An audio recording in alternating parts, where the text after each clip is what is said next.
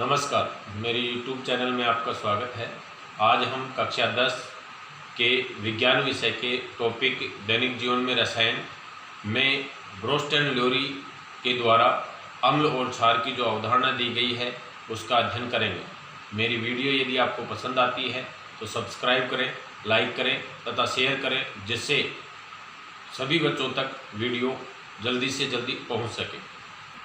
हमने पिछले अध्याय में अम्ल और क्षार की आर्हेनियस अवधारणा पढ़ी थी। आज हम अगली अवधारणा पढ़ेंगे अम्ल और क्षार की। उसका नाम है ब्रोस्ट एंड लोरी संकल्पना।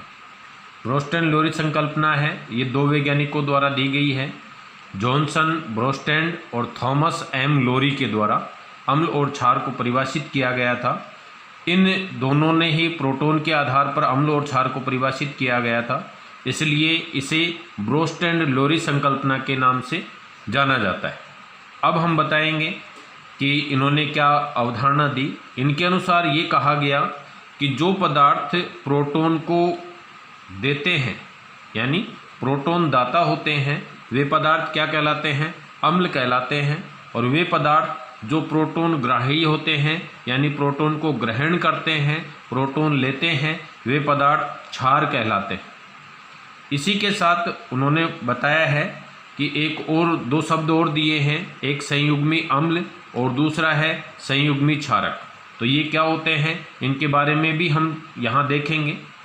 तो इन्होंने कहा है कि वे पदार्थ जो प्रोटॉन देते हैं, प्रोटॉन का मतलब होता है H+ आयन। हमने पहले भी पढ़ा है कि H+ को प्रोटॉन क्यों कहते हैं, क्योंकि H+ में से क्या है, इलेक्ट्रॉन निकलने के बाद उसके नाभिक में सिर्फ प्रोटॉन ही पाए जाएंगे, इसलिए उसे क्या है, प्रोटॉन कहते हैं। तो यहाँ हम ये देखेंगे कि इन्होंने इसे एक उदाहरण द्वारा समझाया है। इन्होंने ये माना कि एक पदार्थ Ha है, उसकी क्रिया हम किससे करवाते हैं? B से करवाते हैं। तो यहाँ पर क्या बनता है? A- और प्लस है Hb+ बनता है।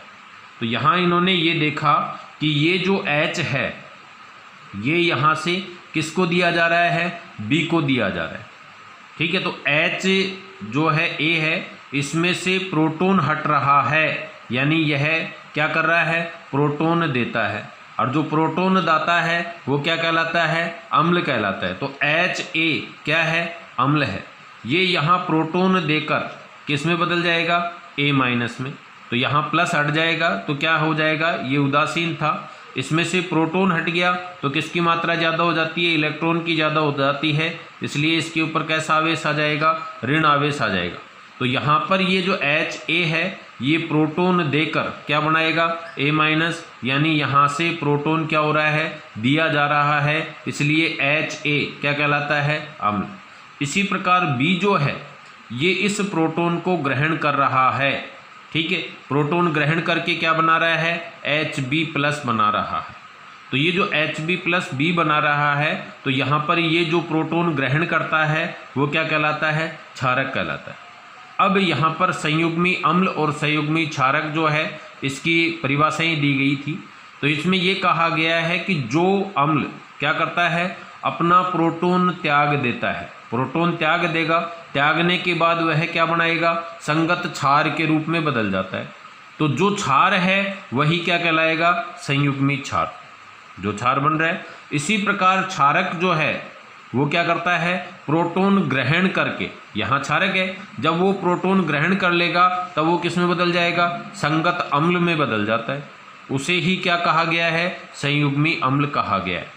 तो यहाँ पर संयुग्मी क्षारक और संयुग्मी अम्ल क्या होते हैं कि जो अम्ल प्रोटॉन देकर किस में बदल जाता है? संगत क्षार में बदल जाता है, उसे संयुग्मी क्षार कहते हैं। और जो क्षारक प्रोटॉन ग्रहण करके संगत अम्ल में बदल जाता है, उसे क्या कहते हैं? संयुग्मी अम्ल कहते हैं। अब यहाँ पर ये देखेंगे आप लोग, यह जो अम्ल है ये किस में बदल रहा है? क्षार में।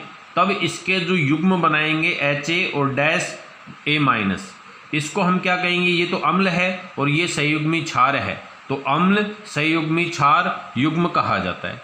इसी प्रकार ये जो क्षारक है ये किस में बदल रहा है? Hb में। तो ये जो B है ये -Hb, तो यहाँ पर B तो क्या है? क्षार, और Hb क्या है? संयुग्मी अम्ल। और यह युग्म क्या कहलाता है? संयुग्मी अम्ल क्षार युग्म कहलाता है। अब इसे एक उदाहरण द्वारा समझाया गया है। उदाहरण क्या है कि जैसे जल है H2O, इसकी क्रिया किससे करवाते हैं? अमोनिया से। तो क्या बनता है? NH4+ और प्लस क्या है? OH-। तो यहाँ हम देखेंगे कि यहाँ पर H2O जो है यानी जल, ये क्या कर रहा है? यहाँ प्रोटॉन देता है, प्रोटॉन त्याग रहा है।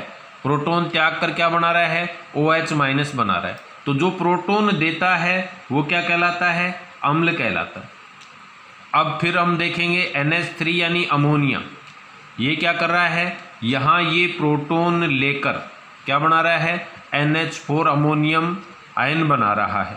तो यहाँ पर ये क्या कर रहा है? प्रोटॉन ग्रहण कर रहा है, इसलिए हम इसे क्या कहेंगे? क्षार कहेंगे।